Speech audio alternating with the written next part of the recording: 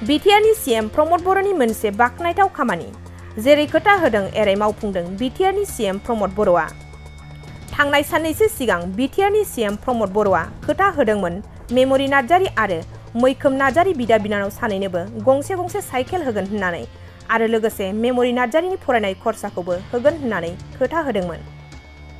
थिग बेबायदिनो जेरै खोथा होदों एरै खामानि मावफुंदों बिटिआरनि सीएम प्रमद बर'आ मेम'रि नार्जारि आरो मैखोम नार्जारि बिदा बिनानावनो गंनै साइकेल दैथायहरदों।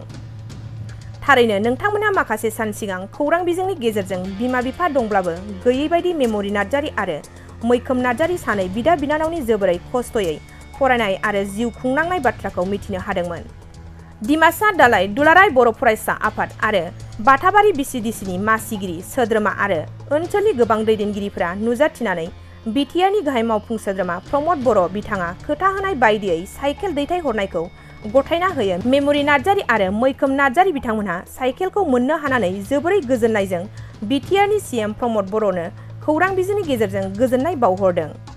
बिटिआरनि सीएम प्रमद बर'आ खोथा होनाय बायदियै मेम'रि नार्जारि आरो मैखोम नार्जारि बिदा बिनानावनो गंनै साइकेल दैथायहरदों।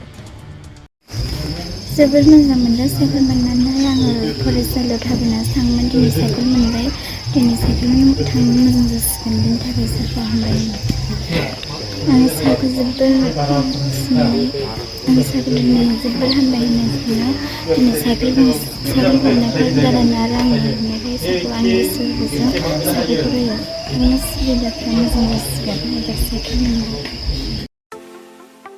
सना रुफा आरो हिरानि जुवेलारि गाननो मोजां मोनग्रा सुबुंफोरनि थाखाय गोजोनथाव खौरां।